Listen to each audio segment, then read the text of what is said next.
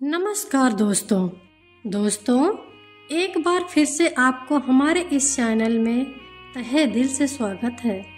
मेरे अजीज दोस्तों, आज हम आपके लिए एक बेहतरीन, अनोखी और प्यारी कहानी लेकर आए हैं। कौवा कहता है कि जो भी इंसान इस कहानी को सुन लेगा वह कभी गरीब नहीं होगा और कभी दूसरों के आगे हाथ नहीं फैलाएगा। मेरे प्यारे दर्शकों, कौवा अपनी कहानी शुरू करता है। आइए सुनते हैं इस कहानी को। लेकिन उससे पहले दोस्तों, अगर आप हमारे चैनल पर नए हैं तो प्लीज चैनल को सब्सक्राइब करें और बेल आइकन को जरूर दबाएं। साथ ही वीडियो को अंत तक देखें। अगर कहानी अच्छी लगे तो वीडियो को लाइक करें और कमेंट करके अपनी राय जरूर दें। तो दोस्तों, बिना देर किए हुए चलते हैं कहानी की ओर। किसी जंगल में एक पुराने बरगद के पेड़ पर एक कौवा अपने परिवार के साथ घोंसला बनाकर रहता था। कौवे के परिवार में उसकी बीवी यानी कौवी और उसके 2 बच्चे थे। कौवा बहुत ही गरीब था। उसे अपने परिवार का पेट भरने के लिए कहीं से भी दाना पानी नहीं मिलता था। वह हर रोज जंगल में दाना पानी की तलाश में निकलता, लेकिन ज्यादातर खाली हाथ ही लौटता। प्यारे दोस्तों, कौवे का परिवार किसी तरह से भी थोड़ा बहुत मिल जाता, उसी से अपना गुजारा कर लेता। कभी कभी तो उन्हें भूखे पेट ही सोना पड़ता था। जब कभी कौवे को कहीं से कुछ दाना पानी मिल जाता, पहले अपने बच्चों को खिलाता और खुद भूखा सो जाता। मेरे प्यारे दोस्तों, एक दिन की बात है। कौवे के बच्चा भूख से बिलख रहे थे। उनके पास खाने के लिए कुछ भी नहीं था। तब कौवे की बीवी कहती है, मेरे शौहर, चलिए कहीं दूसरे परिंदे से भीख मांगकर कुछ दाना पानी ले आते हैं, वरना हमारे बच्चे भूखे ही मर जाएंगे। प्यारे दोस्तों, कौवे की ये बात सुनकर कौवा कहता है, मेरी अजीज, हमारे हालात चाहे कितने भी खराब हों, लेकिन हम भीख नहीं मांग सकते। अगर हमने आज भीख मांगी तो हमारे बच्चे भी दूसरे के सामने हाथ फैलाने की आदत डाल लेंगे। कौवी कहती है, अगर भीख मांगने में आपको इतनी तकलीफ हो रही है, जाइए और जाकर हमारे खाने का इंतजाम कीजिए, क्योंकि भूख के मारे हमारे बच्चे तड़प रहे हैं। उस दिन कौवा अपनी बीवी और बच्चों के लिए दाना पानी की तलाश में बहुत दूर निकल गया। वह कई दिनों तक भोजन की तलाश करता रहा। भूख और प्यास से बेहाल कौवा हर जगह दाना पानी की तलाश में भटकता रहा। कुछ दिन बाद कौवा अपने घोंसले में लौटता है और इस बार वह अपने साथ बहुत सारा दाना पानी लेकर आता है। यह देखकर उसकी बीवी और बच्चे बहुत खुश हो जाते हैं। उसकी बीवी कहती है, शौहर, मुझे माफ कर दीजिए, मुझे भीख मांगने की बात नहीं करनी चाहिए थी। तब कौवा कहता है, मेरी अजीज, मैं तुम्हें एक कहानी सुनाता हूँ। इस कहानी को जिसने भी सुना वह कभी गरीब नहीं रहा और कभी दूसरों के सामने हाथ नहीं फैलाएगा। तो आइए सुनते हैं कौवे की कहानी। कौवा कहता है, किसी शहर में एक गरीब परिवार रहता था। उस परिवार में सिर्फ पति और पत्नी ही थे।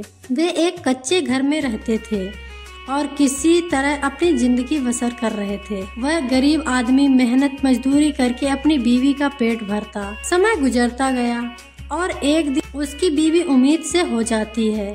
यह खबर सुनकर वह गरीब आदमी बहुत खुश हो जाता है और सोचता है कि अब हमारे घर में नन्हा सा बच्चा खेलेगा। उसकी किलकारियां हमारे घर के आंगन को रोशन करेंगी। धीरे धीरे वक्त बीतता गया और वह दिन आ भी गया जब उसकी बीवी को बच्चा पैदा होने वाला था। वह अपनी बीवी को अस्पताल में भर्ती करवाता है। प्रसव का समय करीब आता है और दूसरी तरफ वह गरीब आदमी अपने होने वाले बच्चे को लेकर बड़े बड़े सपने देखने लगता है। लेकिन तभी उसके पास मौत का पैगाम आ जाता है। एक हादसे में उसकी मौत हो जाती है। शहर के लोग उसके जनाजे को दफनाते हैं। दूसरी ओर उसकी बीवी अस्पताल में एक बच्चे को जन्म देती है। जब उसे अपने शौहर की मौत का खबर मिलती है तो उसका कलेजा फट जाता है। उसकी दुनिया उजड़ जाती है, क्योंकि उसका शौहर ही उसका सब कुछ था। अब वह अकेले अपने बच्चे के साथ इस दुनिया में रह गई थी। वह दुखियारी औरत ने आसमान की तरफ देखते हुए कहा, ऐ अल्लाह, ये तूने मुझ पर कैसा दुखों का पहाड़ गिरा दिया है। मेरा जो सहारा था उसे ही मुझसे छीन लिया।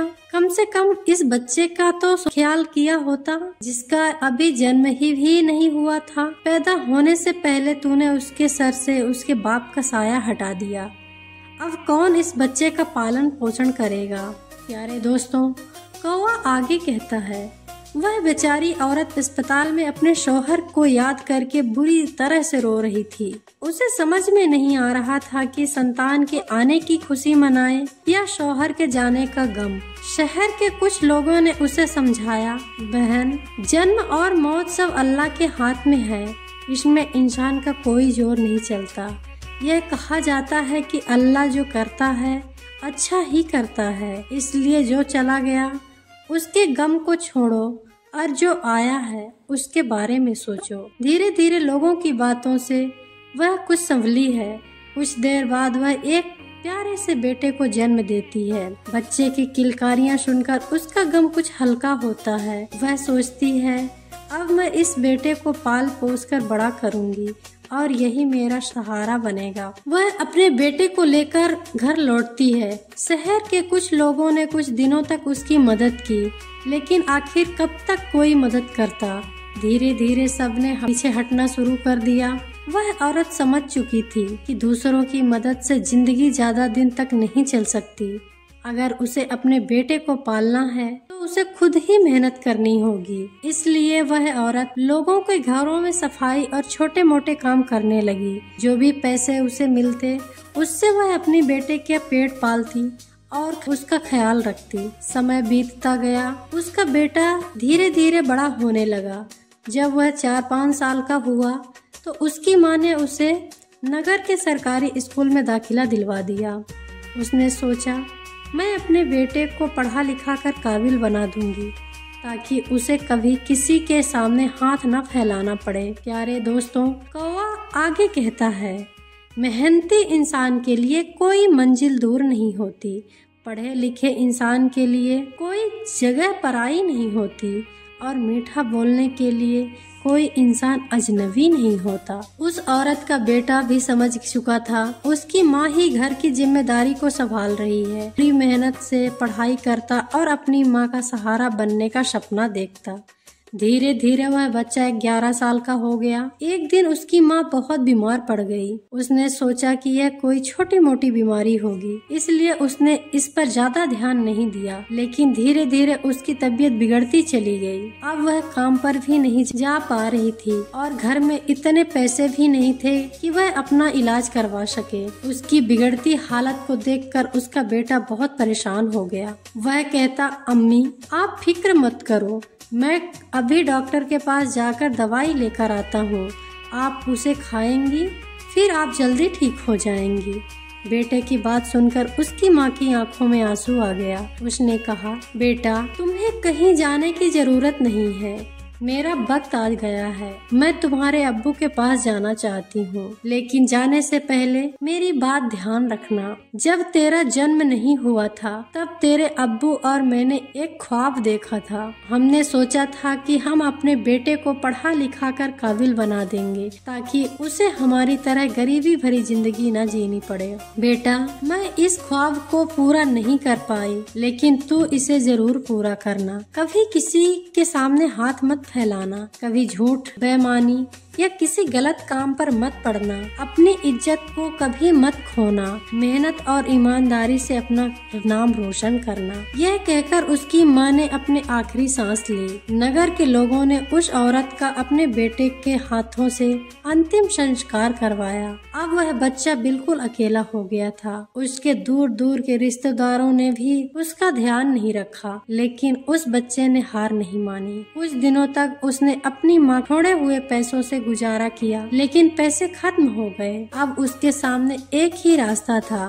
काम करके अपना और अपनी पढ़ाई का खर्चा निकालना। वह स्कूल से लौटने के बाद खेतों में काम करता, चाय की दुकानों पर मजदूरी करता और जो पैसे मिलते उसे अपने स्कूल की फीस भरता और खाने का इंतजाम करता। साल इसी तरह बीतते गए। बच्चा अब अपने नगर से निकलकर कश्मीर में पढ़ाई करने लगा। उसकी कॉपी किताब और मदरसे की फीस का खर्चा बढ़ गया, लेकिन उस बच्चे ने कभी हिम्मत नहीं हारी। वह रोजाना मदरसे जाता और जो भी काम करता उसकी पूरी कमाई पढ़ाई लिखाई में लगा देता और जो थोड़ा बहुत बचता उससे अपना पेट भर लेता। प्यारे दोस्तों, अगर वह कहीं कोई अस्थायी काम करता तो उसकी पढ़ाई छूटने का खतरा था, और अगर पढ़ाई करता तो पेट भरने के लिए भी कुछ नहीं था। इसलिए वह दोनों काम साथ साथ करता। मदरसे से लौटने के बाद वह काम की तलाश में निकल जाता। एक दिन की बात है, वह बच्चा मदरसे से लौटकर काम की तलाश में गया, लेकिन उस दिन उसे कोई काम नहीं मिला। पूरा दिन निकल गया।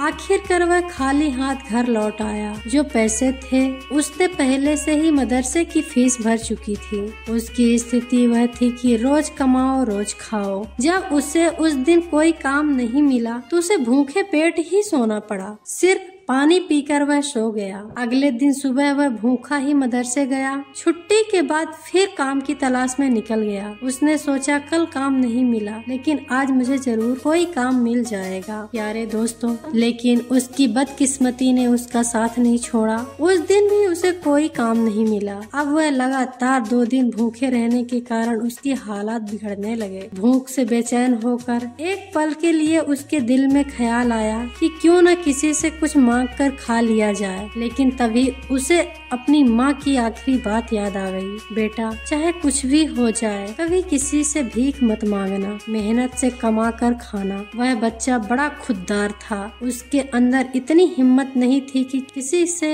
हाथ फैलाए। उसने ठान लिया था कि चाहे कुछ भी हो जाए, वह मेहनत करके ही अपनी जिंदगी को आगे बढ़ाएगा। मैं भीख मांग कर नहीं खाऊंगा। अगर मैं भीख मांगना शुरू कर दिया तो लोग मुझे भिखारी कहेंगे। अल्लाह ने पेट दिया है तो कहीं न कहीं रोजी भी देगा। अब लड़का उस दिन भी भूखा रह गया। सुबह जब वह सोकर उठा तो भूख की वजह से उसे चक्कर आने लगे। उसकी उम्र ही कितनी थी, भूख की तकलीफ बार बार कैसे सह सकता था। अगर वह थोड़ा बड़ा होता तो 2-4 दिन काट भी लेता। उसने सोचा आज मैं मदरसे नहीं जाऊंगा, सुबह से ही काम पर जाऊंगा। अगर काम मिल गया तो खाना खा लूंगा और अगले दिन के लिए तैयार हो जाऊंगा। अब वह काम की तलाश में इधर उधर भटकता रहा। भूख और थकान से उसकी आंखों के सामने अंधेरा छाने लगा। चलना भी मुश्किल हो गया था। आखिरकार वह एक पेड़ के नीचे बैठकर सोचने लगा, अगर इस वक्त मुझे खाना नहीं मिला मेरी जान निकल जाएगी। मुझे कुछ न कुछ तो खाना ही पड़ेगा। प्यारे दोस्तों, उसके मन में फिर से भीख मांगने का विचार आया, लेकिन उसकी आत्मा ने उसे रोक दिया। तू गरीब है लेकिन भिखारी नहीं। अगर भीख मांगने की आदत पड़ गई तो तू हमेशा के लिए भिखारी बन जाएगा। काफी देर तक लड़का इन्हीं सवालों में उलझा रहा। फिर उसके दिमाग में एक ख्याल आया, भीख मांगना और मदद मांगना 2 अलग चीज है। मैं किसी से भीख नहीं मांगूंगा, लेकिन मदद तो मांग सकता हूँ। मदद वह है जो लौटाई जा सकती है। लड़के ने फैसला किया कि वह किसी से मदद मांगेगा। अब वह वहाँ से चलता है और नगर के बाहर उसे एक बड़ा सा घर दिखाई देता है। लड़का उस घर के दरवाजे पर दस्तक देता है। दरवाजा खुलता है और दरवाजा के अंदर से एक महिला बाहर आती है। उसने देखा कि 10 से 11 साल का मासूम सा बच्चा दरवाजे पर खड़ा है। महिला ने पूछा, बेटा तुमने दरवाजा क्यों खटखटाया? क्या तुम्हें किसी चीज की जरूरत है? लड़का दोनों हाथ जोड़कर कहता है, अम्मी मैंने दोपहर के वक्त आपको तकलीफ दी, उसके लिए माफ कर दीजिए। महिला ने नरम लहजे से पूछा, बेटे तुम्हें क्या चाहिए? मैं तुम्हारी क्या मदद कर सकती हूँ? प्यारे दोस्तों, वह महिला भी एक बच्चे की माँ थी, इसलिए उसके दिल में ममता का जज्बा था। लड़के के दिल में एक पल के लिए ख्याल आया कि वह कह दे कि मैं 2-3 दिन से भूखा हूँ, बहुत परेशान हूँ, लेकिन उसका स्वाभिमान आड़े आ गया। उसने भोजन की जगह पानी मांग लिया। अम्मी मुझे बहुत जोर से प्यास लगी है, क्या मुझे 1 गिलास पानी मिल सकता है? लेकिन वह महिला बहुत समझदार थी। उसने लड़के की हालात देखकर समझ गई कि वह भूखा है। उसने कहा, बेटा तुम थोड़ी देर रुको, मैं तुम्हारे लिए पानी लेकर आती हूँ। महिला घर के अंदर गई, रसोई से 1 गिलास दूध और कुछ लड्डू लेकर आई उसने दूध से भरा गिलास लड़के को दे दिया। दूध देखकर लड़का खुश हो गया और मन ही मन उस महिला को दुआएं देने लगा। महिला ने लड्डू लड़के को देते हुए कहा, बेटा दूध गर्म है, पहले लड्डू खा लो, फिर जब दूध ठंडा हो जाए तब पी लेना। लड़के ने महिला की तरफ देखा और उसे ऐसा महसूस हुआ जैसे उसकी माँ ही उसे यह दूध पिला रही हो। उसने मन ही मन सोचा, कितनी नेक दिल माँ है, मैंने एक गिलास पानी मांगा था लेकिन इन्होंने मुझे दूध दिया। लड़का आराम से बैठकर लड्डू खाता है और दूध पीता है। महिला ने मुस्कुराते हुए पूछा, बेटा क्या तुम्हें और कुछ चाहिए? लड़का सोचने लगा, इस दूध के बदले में मैं अम्मी को क्या दे सकता हूँ, मेरे पास तो कुछ भी नहीं है। दूध पीने के बाद लड़के ने कहा, अम्मी मैंने आपसे सिर्फ पानी मांगा था लेकिन आपने मुझे दूध पिलाया, इसके बदले में मैं आपको क्या दे सकता हूँ? महिला ने हंसते हुए कहा, बेटा मैंने तुम्हें दूध इसलिए नहीं पिलाया कि तुम मुझे बदले में कुछ दो, तुम्हारे चेहरे से लग रहा था कि तुम बहुत भूखे हो, इसलिए मैंने सोचा कि पानी की जगह तुम्हें दूध पिला दूं। लड़के ने फिर से कहा, नहीं अम्मी, आप मुझसे कुछ मांगिए, मैं अपनी हैसियत के हिसाब से आपको कुछ जरूर दूंगा। लड़के की ये बात सुनकर महिला सोचती है, वह लड़का बार बार उससे मांगने की बात करता है, तो महिला उसका मन रखने के लिए कह देती है कि बेटा दूध पिलाकर कोई एहसान नहीं किया है, फिर भी अगर मुझे कुछ देना ही चाहते हो तो बेटा तुम मुझे एक वचन दो कि जिस प्रकार मैंने तुम्हारी मदद की है वैसे ही तुम जब कभी मदद करने के लायक हो जाओ तो किसी जरूरतमंद की मदद कर देना। जिस दिन तुम किसी की मदद कर दोगे उसी दिन तुम मेरे इस एहसान से मुक्त हो जाओगे। प्यारे दोस्तों, महिला ने यह बात इसलिए कही थी ताकि वह लड़का अपने आप को मजबूर न समझे और खुशी खुशी अपने घर जा सके। वह लड़का इस बात को अपने दिमाग पर बिठा लेता है, उस महिला के पैर छूकर काम की तलाश में आगे बढ़ने लगता है। इस प्रकार धीरे धीरे कई दिन बीत जाते हैं। जिस विद्यालय में वह पढ़ता था उसी विद्यालय में उस महिला का बेटा भी पढ़ता था जिसने उसे दूध पिलाया था। एक दिन महिला अपने बच्चे को विद्यालय छोड़ने जाती है और वह वहाँ पढ़ता हुआ नजर आता है।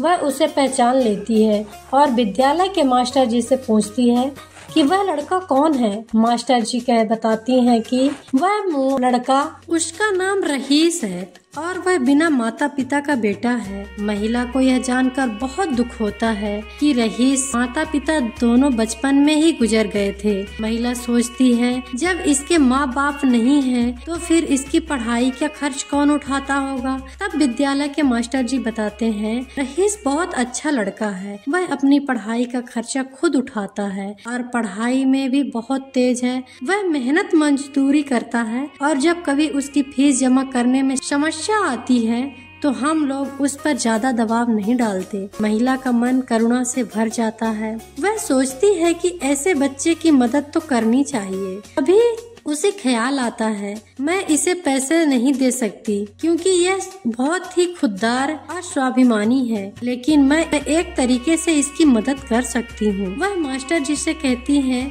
अगर मैं इस लड़के की फीस भर दूँ तो क्या आपको कोई आपत्ति होगी? मास्टर जी कहते हैं बहन जी आपकी सोच अच्छी है, लेकिन रहीस एक बहुत ही खुददार और ईमानदार लड़का है, वह इस बात के लिए तैयार नहीं होगा।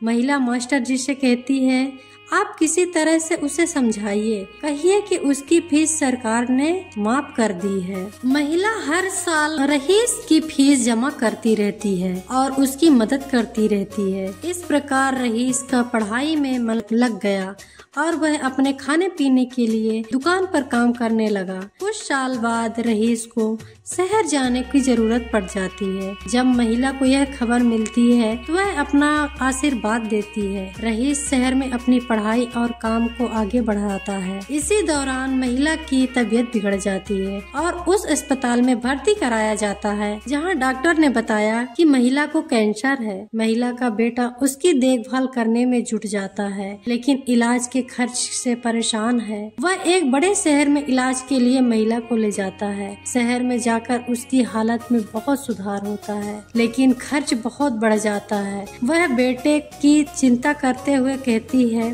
तुम अपने जीवन कैसे संभाल पाओगे? बेटा कहता है, माँ तुम चिंता मत करो, मैं तुम्हारे इलाज के लिए सब कुछ कर सकता हूँ। महिला का इलाज जारी रहता है और धीरे धीरे उसकी हालत ठीक होने लगती है। एक दिन डॉक्टर उसे बताता है कि उसकी माँ अब पूरी तरह से ठीक हो चुकी है, वह अपनी माँ को घर ले जा सकता है। बेटा डॉक्टर को धन्यवाद देता है और अपनी माँ को घर ले जाता है। उस महिला के पास एक हॉस्पिटल का कर्मचारी आता है। उसके हाथ में एक लिफाफा होता है। वो आकर महिला के बेटे को देता है और कहता है, डॉक्टर साहब ने आपके लिए यह बिल का लिफाफा भेजा है, आप इस बिल को ठीक से देख लें और इस बिल को चुकाकर आप अपनी माँ को अपने घर ले जाएं। लिफाफा देखकर अस्पताल का कर्मचारी चला जाता है। बेटा लिफाफा खोलकर देखता है। वह सोचता है, पता नहीं कितना बिल होगा। बेटे को चिंता में देखकर माँ भी परेशान हो जाती है। माँ एकदम से बेटे के हाथ से वह लिफाफा का कागज छीन लेती है और उधर माँ ने लिफाफे को खोलकर देखा तो उसमें एक छोटी सी पर्ची रखी हुई थी। उस पर्ची पर लिखा हुआ था, माँ जी आपने अपने बिल का भुगतान तो 25 साल पहले ही कर दिया था, जब आपने 2 दिन के भूखे बच्चे को 1 गिलास दूध के लड्डू खिलाया था और अपने 5 साल तक विद्यालय की फीस भरी थी। पर्ची को पढ़ते ही महिला की आंखें फटी की फटी रह जाती हैं। उस माँ का बेटा पूछता है, माँ डॉक्टर साहब ने कितना बिल दिया है? तो वह माँ उस पर्ची को अपने बेटे को दे देती है। बेटा जब उससे पढ़ता है तो वह बहुत हैरान हो जाता है। लड़का अपनी माँ से पूछता है, माँ क्या तुम डॉक्टर साहब को पहले से जानती हो? डॉक्टर साहब से तुम्हारी पहचान कब से हुई थी? तब माँ कहती है, बेटा मैं पहले इन्हें नहीं जानती थी, अभी पता चला है। बेटे ने पूछा, फिर इसमें 25 साल पहले की घटना क्यों लिखी है? तब माँ कहती है, बेटा 25 साल पहले जब तुम बहुत छोटे थे तब तुम्हारी उम्र का एक छोटा सा लड़का भरी दोपहरी में हमारे घर के द्वार पर आया था। वह भूखा प्यासा था। उसने मुझसे 1 गिलास पानी मांगा था। मैंने उसे देखा तो मैं समझ गई कि वह भूखा है।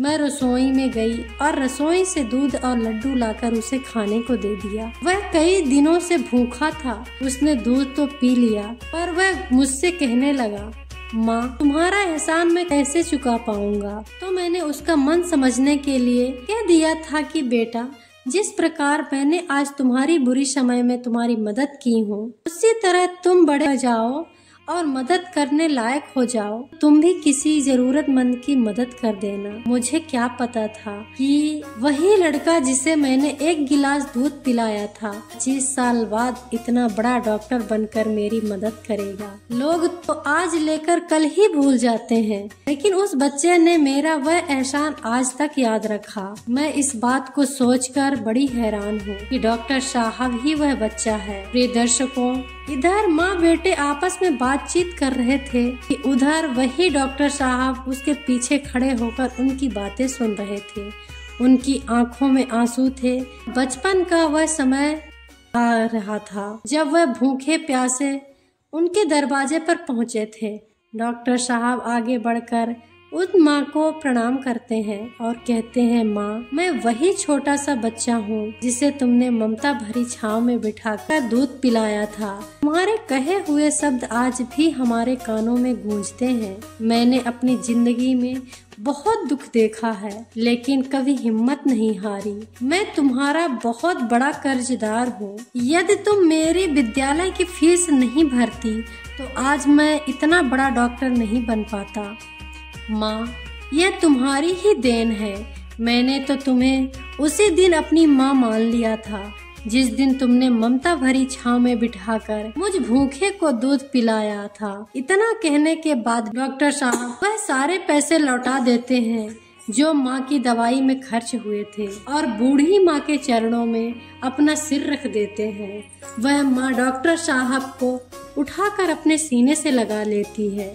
डॉक्टर साहब और बूढ़ी माँ की आंखों में आंसू भरे हुए होते हैं। जब यह दृश्य अस्पताल के सारे लोग देखते हैं तो सब बड़े हैरान रह जाते हैं, सबकी आंखें नम हो जाती हैं। दर्शकों, कौवा आगे कहता है, हे प्रिय, मेरी यह 4 बातें जो भी व्यक्ति समझ लेगा वह कभी गरीब नहीं रह पाएगा। पहली बात, मनुष्य को जीवन में आने वाली परिवर्तनों से घबराना नहीं चाहिए, बल्कि उन्हें यह सोचकर स्वीकार कर लेना चाहिए कि उनके जीवन में कुछ और अच्छा होने वाला है। इन परिवर्तनों से मनुष्य बहुत कुछ सीखता है और वह सही राह पकड़ लेता है। जो अपने साथ हुई घटनाओं से टूट जाता है वह कभी आगे नहीं बढ़ पाता है।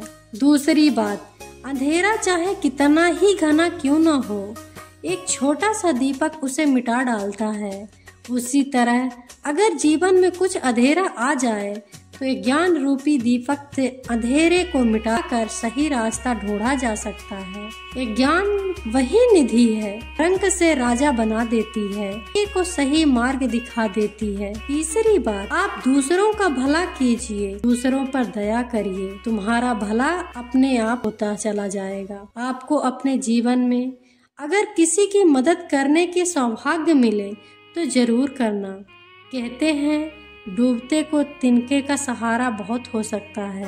आपकी छोटी सी मदद से किसी की जीवन भी बदल सकता है। आपका छोटा सा योगदान किसी के लिए वरदान हो सकता है। मुसीबत पड़े तो घबराना मत।